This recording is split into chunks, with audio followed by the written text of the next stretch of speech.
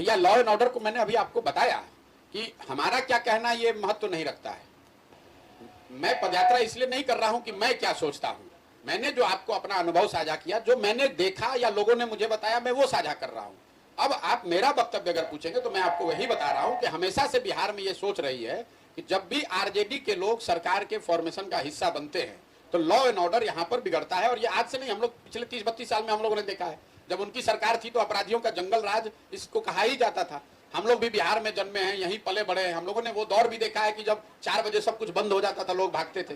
तो जब भी आरजेडी सरकार का हिस्सा रहेगी तो लॉ एंड ऑर्डर बिगड़ेगा ही बिगड़ेगा। लेकिन बड़ी बात यह है कि इससे पहले जब भाजपा के साथ भी जब नीतीश कुमार सरकार चला रहे थे तो भी लॉ एंड ऑर्डर धीरे धीरे बिगड़ रहा था। क्यों बिगड़ रहा था? उसकी एक प्रमुख वजह मेरी समझ से ये बिहार की शराबबंदी है। शराबबंदी लागू होने की वजह से हुआ यह है कि प्रशासन का, पुलिस प्रशासन का एक बड़ा हिस्सा शराबबंदी को लागू करने, उसको रोकने, उसको उससे कमाने, उसको छिपाने और उसको दिखाने में लगा हुआ है। जो नॉर्मल लॉ एंड ऑर्डर की उनकी ड्यूटी थी वो काम वो कर ही नहीं रहे। आप जेल में चले जाइए, आज आधे से ज्यादा लोग शराब के जुड़े हुए मामलों में हिरासत में हैं। जो केस डायरी लिख रहा है, थाना में अगर 10 आदमी काम करने वाला है तो 8 आदमी तो शराब के मामलों से ही जूझ रहा है। तो एक सरकार का बड़ा तंत्र शराबबंदी की वजह से उसमें लग गया, उससे लॉ एंड ऑर्डर बिगड़ना शुरू हुआ। दूसरा, चूंकि शराब बंद है, कागज पे दुकान बंद है लेकिन होम डिलीवरी हो रही है, तो उसका नतीजा ये हुआ कि गांव गांव में छोटे छोटे शराब के अवैध कारोबारी नए लड़के बन गए। मोटरसाइकिल, कट्टा, 4 बोतल का शराब का इधर का उधर करना, 2-2.5 हजार रुपए की कमाई होना। तीसरा पहलू यह है कि जिसके पास शराब नहीं मिल रहा है वो अलग अलग तरीके का नशा कर रहा है, स्मैक खा रहा है या कुछ लोकल जो भी खा रहा हो गलत चीज। उसका नतीजा ये हुआ कि उसको 5,000 रुपए के लिए भी जाकर वो डकैती कर रहा है, क्राइम कर रहा है। तो शराबबंदी एक गेम बड़ा वजह है मेरी समझ से। 2016 के पहले और 2016 जब शराबबंदी लागू हुआ तब इन दोनों के बीच के आंकड़ों को अगर आप गंभीरता से देखेंगे तो आपको पता चलेगा कि 16 के बाद से स्थिति तेजी से बिगड़ी है। और उसका एक ही वजह समझ में आता है, शराबबंदी। और दूसरा एक नया फिर शिफ्ट आया जब पिछले साल महागठबंधन बन गया। जब आरजेडी सरकार में रहेगी तो निश्चित तौर पर लॉ एंड ऑर्डर की समस्या आनी ही आनी है। मैं आपको एक अपना अनुभव बता रहा हूं। 2015 में महागठबंधन की सरकार बनी थी तो हम भी उस पूरे अभियान में शामिल थे। 4 ऐसे मंत्री, आज मैं नाम नहीं लूंगा लेकिन आप खुद ही समझ जाइएगा, 4 ऐसे मंत्री आज कैबिनेट में हैं जिनका नाम उस समय भी विधायक जीते थे और उनका नाम आरजेडी की ओर से बताया गया था। नीतीश कुमार जी ने, हम लोगों ने, सब ने मिलकर उस पर ऑब्जेक्शन किया और यह सुनिश्चित किया कि वो 4 लोग मंत्री न बने। आज वो चारों लोग मंत्री हैं। तो जब उस कैरेक्टर के लोग मंत्री रहेंगे, सरकार चलाएंगे, तो लॉ एंड ऑर्डर अच्छा होगा कि बिगड़ेगा? जब आप बालू माफिया, शराब माफिया को, कॉन्ट्रैक्ट किलर्स को अपने कैबिनेट में बैठाइएगा तो लॉ एंड ऑर्डर की दशा बिगड़ेगी नहीं तो क्या होगी? सर एक और सवाल है, प्रशांत जी एक और सवाल है। 11 महीने की आपकी पदयात्रा रही, प्रशांत पीके के बाद दूसरा कोई चेहरा नहीं दिखा, किसी भी जिले में नहीं दिख रहा है। क्योंकि पदयात्रा मैं कर रहा हूं तो चेहरा मेरा ही दिखेगा। लेकिन जो लोग, जिन जगहों से हम पदयात्रा करके आ रहे हैं वहां पर आप जाकर देखिए कि कौन लोग जुड़े हुए हैं। एक जिले में जहां पदयात्रा खत्म हो गई वहां 50 से 60 हजार लोग जन सुराज अभियान का हिस्सा बन रहे हैं। अब आप ये कह सकते हैं, आप खोज रहे हैं चेहरा कोई विधायक एमपी का, तो ये तो अभियान ही उसी के अगेंस्ट है कि अगर आपके बाबूजी विधायक हैं, मंत्री हैं, नेता हैं तो हम आपका स्वागत नहीं कर रहे हैं। क्योंकि बिहार में एक जो आंकड़ा है आपको बता देते हैं, आप लोग राजनीति कवर करते हैं, पिछले 30 साल में जितने लोग एमपी एमएलए विधायक बने हैं यहाँ पर, चाहे जिस दल से बने हो, कांग्रेस से, आरजेडी से, जदयू, भाजपा, सारे दलों को मिला दीजिएगा तो आपको पता चलेगा कि 1250 परिवार के लोग ही यहाँ एमएलए एमपी बना है। बिहार की जनसंख्या है 13 करोड़, 3-3.5 करोड़ परिवार यहाँ रहते हैं, लेकिन एमएलए एमपी यहाँ 1250 परिवार का आदमी ही बनता है। ये आपको क्या दिखाता है? सत्ता पर उन्हीं 1200-1300 परिवार का कब्जा है। पार्टियां बदलती रहती हैं, चेहरे नहीं बदलते हैं। आप देख लीजिए उदाहरण के तौर पर, और ऐसा सिर्फ आरजेडी में, जदयू में नहीं है। आपको, हमको लगता है भाजपा तो देश की पार्टी है, वहां ऐसा नहीं होगा। भाजपा के अभी प्रदेश अध्यक्ष कौन है? सम्राट चौधरी। इनके बाबूजी शकुनी चौधरी कांग्रेस के राज्य में मंत्री थे, लालू जी के राज्य में विधायक मंत्री थे, नीतीश जी के राज्य में मंत्री विधायक थे, मांझी जी के भी सरकार में मंत्री विधायक थे। और आज जब भाजपा को भी किसी को बनाना है तो उसी परिवार के एक बच्चे को उन्होंने बनाया है। एक परिवार का ही दबदबा है। तो इस चीज को तोड़ने का ही तो ये प्रयास है। अगर हम भी वैसे ही आप खोज रहे हैं पत्रकार होने के नाते कि इनके बगल में कौन एक्स विधायक आया, कौन एक्स एमपी आया, तो उसका स्वागत नहीं है। हम तो गांव के स्तर पर उन बच्चों को ढूंढ रहे हैं जिनके बाबूजी विधायक नहीं है, जिनके पास पैसा नहीं है, जिनके पास साधन नहीं है, लेकिन समाज के लिए राजनीति में, समाज के दिशा, सामाजिक राजनीतिक क्षेत्र में आकर वो काम करना चाहते हैं। वो करना चाहते हैं तो उनकी हम मदद कर रहे हैं, संसाधन से, व्यवस्था से, सलाह से मैं वो मदद कर रहा हूँ। वो आगे बढ़ेंगे, उसी से बिहार सुधरेगा, ये मेरी सोच है। प्रधान जी, एक सवाल है। आजकल युवा पीढ़ी जो है सोशल मीडिया या अपराधी की दुनिया में आसानी से चले जाते हैं, तो आप पद यात्रा के दौरान क्या उसकी मेन वजह देख रहे हैं? नहीं, मेन वजह तो अशिक्षा है, चूंकि पढ़ाई है नहीं और रोजगार का साधन है नहीं, तो जो नया लड़का है वो क्या करेगा? उसको कहीं ना कहीं से कुछ तो चाहिए। तो या तो आप अपनी प्रतिष्ठा या अपना एक जो सेल्फ प्राइड होता है उस चक्कर में आप कोई काम करने लगते हैं, या फिर आपकी आर्थिक जरूरतें हैं उसके लिए आप काम कर रहे हैं। तो सोशल मीडिया का उसमें कोई बहुत बड़ा योगदान नहीं है। उस योगदान जो आप देख रहे हैं सामाजिक स्तर पर, जो गिरावट आप सामाजिक राजनीतिक गिरावट आप युवाओं में देख रहे हैं, उसकी वजह मैं समझता हूं कि गरीबी और अशिक्षा है, बेरोजगारी है, जिसकी वजह से युवा जो है वो इस तरह की चीज में फंस रहा है। मेरा एक सवाल है प्रशांत जी कि आपने कहा कि बिहार के लोग विकल्प चाह रहे हैं। जी आपने कहा कि मैं इतने दिनों का दौरा कर चुका हूँ। जी क्या उस विकल्प के रूप में लोग आपको देख रहे हैं? भाई, हम विकल्प हमने कहाँ बनाया है? हमने कोई दल तो बनाया नहीं है। आप पहले ये समझ लीजिए कि जन सुराज कोई दल तो है नहीं। आप हमारे भाषणों को भी आपने सुना होगा, हम तो जाकर सामने से वोट किसी से मांग नहीं रहे हैं, हमारा कोई प्रत्याशी है नहीं। हम तो इसके जड़ को बताने की कोशिश कर रहे हैं कि आखिर इतनी समस्या जो हम लोग गिना रहे हैं, ये तो सब लोग जानता है कि ये समस्या बिहार में है, तो ये सुधरेगा कैसे? ये सुधरेगा तब जब बिहार के लोग अपनी समस्याओं पर वोट करेंगे। अब लोग ये कहते हैं ना भैया, बात तो ठीक है, हम लोग को पढ़ाई रोजगार के लिए वोट करना है, लेकिन हम लोग किसको वोट करें? हमारे पास विकल्प नहीं है। तो ये बात मैंने आपको बताई कि लोग तो ये बता रहे हैं विकल्प नहीं है, तो मैं उनकी मदद कर रहा हूं कि आप मिलकर विकल्प बनाइए। मेरे बारे में जो लोग थोड़ा बहुत जानते हैं वो यही तो जानते हैं कि मैं दलों की, नेताओं की मदद करके उनको चुनाव जीतने में सहयोग कर सकता हूं। तो जन सुराज वही संकल्प है कि हम किसी दल का नहीं, नेता का नहीं, ग्रामीणों का, जो स्थानीय लोग हैं, जो भी अपने बीच से निकल कर आते हैं कि ना भैया नया विकल्प बनना चाहिए, हम तैयार हैं, आप हमारा मदद कीजिए, हमको सलाह दीजिए, हम यहाँ लड़ेंगे, हम यहाँ आगे बढ़ेंगे। और ऐसे मैं बता रहा हूं कि हर जिले में जब पदयात्रा खत्म होती है तो इसकी संख्या अभी है 50,000 से 60,000 जो लोग निकल कर आ रहे हैं कि नहीं, ये नई व्यवस्था बननी चाहिए, मैं उसमें भागीदार बनना चाहता हूं, आप मुझे बताइए मुझे क्या करना है। अगर पूरे बिहार में अगर हर जिले से हम 50-50 हजार आदमी जुटाएंगे तो कितने आदमी हो गए? 20 लाख। अगर आधा भी रख लीजिए, 10 लाख भी, तो 10 लाख लोग अगर एक साथ आएंगे, वो मिलकर तय करेंगे कि भैया आगे क्या करना है। मान लीजिए कि पूरा बिहार छोड़ दीजिए, हम समस्तीपुर की पदयात्रा अभी 2 दिन में खत्म कर लेंगे। यहाँ पर जो 50,000 लोग हैं वो अपना जिले और प्रखंड के स्तर पर संगठन बनाएंगे। आप देखिएगा 10 दिन में उसका नाम जारी हो जाएगा कि कौन लोग, ये इन्होंने कहा ना कि दूसरे लोग नहीं दिख रहे हैं, इसलिए नहीं दिख रहे हैं कि भैया रोज आप 15 किलोमीटर चलिएगा तो आप भी दूसरे दिन गायब हो जाइएगा। रोज चलना इतना आसान नहीं है, उनसे अपेक्षा भी नहीं है। लोग अपने अपने गांव पंचायत में चल ही रहे हैं। जो कल हम आए हैं तो लोग, कोई आपको अगल बगल नहीं दिख रहा था, हम अकेले आए हैं, बहुत सारे लोग चल कर आए। तो जब वो संगठन बना लेंगे तो वो लोग तय करेंगे कि समस्तीपुर में हम लोग को विकल्प कैसे खड़ा करना है। समस्तीपुर में जो सबसे बड़ी राजनीतिक समस्या लोग बता रहे हैं, आपके दोनों माननीय सांसद बाहर के हैं, आपके 10 में से 8 विधायक बाहर के हैं, तो पूरे समस्तीपुर में कोई ऐसा आदमी नहीं है काबिल जो कि यहाँ विधायक और एमपी बन सके।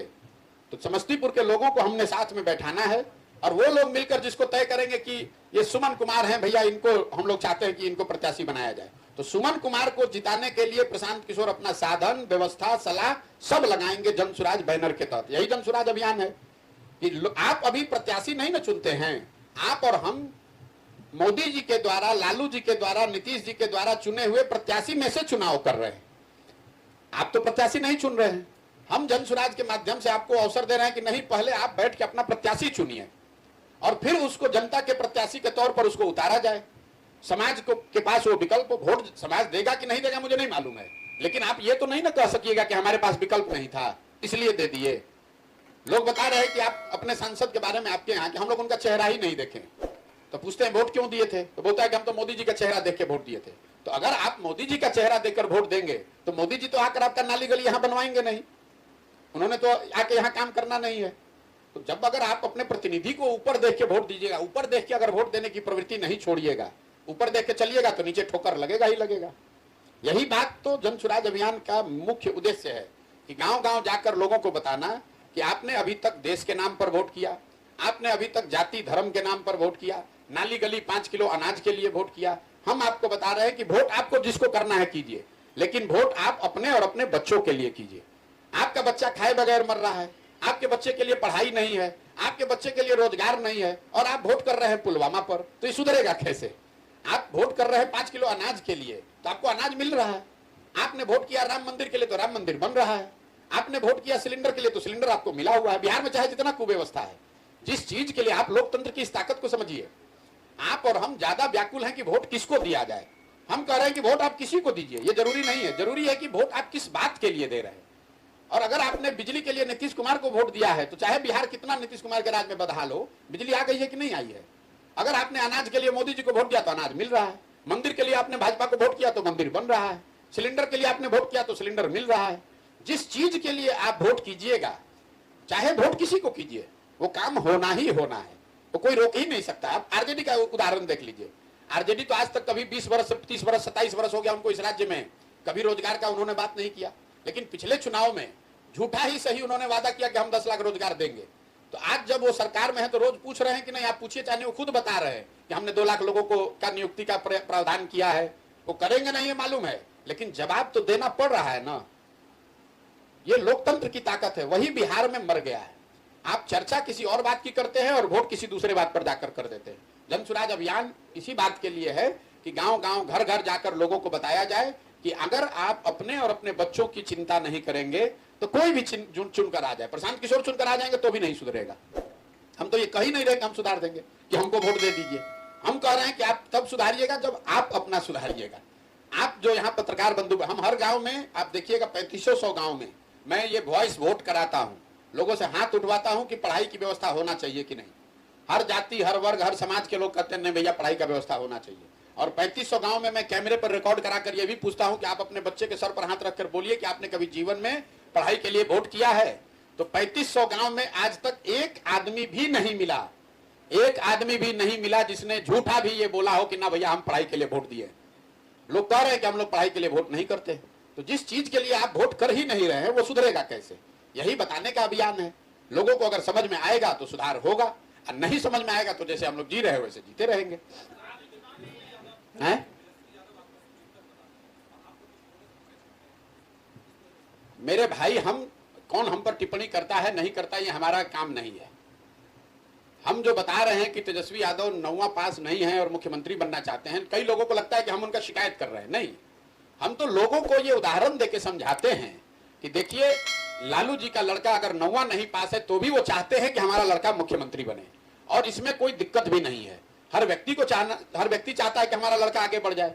दिक्कत इस बात से है कि समाज में जो लोग हैं, आप और हम, हमारा बच्चा 9वां पास कर लिया, 10वां पास कर लिया, MA BA कर लिया, और वो बेरोजगार बैठा है या मजदूरी कर रहा है, उसको चपरासी का भी नौकरी नहीं मिल रहा है। लेकिन आपको अपने बच्चों की चिंता नहीं है, आपको चिंता है लालू जी के बच्चे की, आपको चिंता है किसी दूसरे बड़े नेता के बच्चे की। आप अपने दशा देख लीजिए समस्तीपुर का। आपने जिनको भी आदर्श माना उनको वोट दिया, फिर उनके परिवार के किसी को वोट दिया, फिर उसके बच्चे को वोट दिया। आप अक्सर पत्रकार के तौर पर सुनते होंगे, लोग कहते हैं कि उनके पिताजी की मृत्यु हो गई तो उनके सहानुभूति में उनको वोट दिए। तो मेरे भाई, आप नेताओं के बच्चों के प्रति सहानुभूति में वोट दे रहे हैं, और आपके बच्चे खाए बगैर मर रहे हैं, आपके बच्चे बेरोजगार बैठे हैं। आपके बच्चों के प्रति सहानुभूति कौन दिखाएगा? ये भी तो बताइए, ये भी तो बताइए कि आपके बच्चों के प्रति सहानुभूति कौन रखेगा? आप नेताओं के बच्चों का ठेका लेकर घूम रहे हैं, अपने बच्चों का छोड़ दिए। कई लोग बताता है जो भाजपा का वोटर है कि हम वोट इसलिए दे रहे हैं भाजपा को कि इससे देश मजबूत होगा। देखिए मूर्खता का आलम। अगर बिहार के सारे बच्चे अनपढ़ हो जाए, बिहार में कोई विकास ना हो, बिहार के सारे लोग बेरोजगार हो जाए, तो उससे देश मजबूत होगा कि देश कमजोर हो जाएगा? उससे तो देश कमजोर होगा भाई। 13 करोड़ की आबादी अगर बिहार में आज सब लोग धनी हो जाए, पढ़े लिखे हो जाए, रोजगार वाले हो जाए, उससे तो देश की ताकत बढ़ेगी। ये तो लॉजिक ही बेकार है कि हम देश को मजबूत करने के लिए मोदी जी को वोट दे रहे हैं। आप पहले अपने बच्चे को मजबूत कीजिए, अपने को बेहतर कीजिए। समाज जो अपने बच्चे की चिंता नहीं कर सकता, वो देश की चिंता क्या करेगा? मेरा एक सवाल है कि प्रशांत किशोर सर का टीम पंचायत के वार्ड तक पहुंच करके नौजवानों से जो शपथ ले रही है कि सामाजिक और राजनीतिक हिस्सेदारी में जो है तो आप प्रशांत किशोर सर का साथ दें। नहीं, ये आप शपथ सुने नहीं।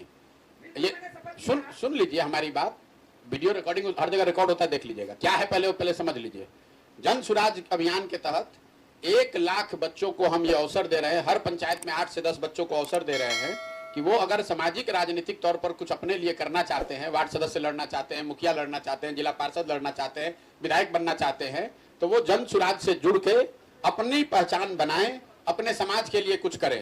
ये करने के लिए, पूरा सुन लीजिए, करने के लिए उनको एक क्लब बनाना पड़ता है।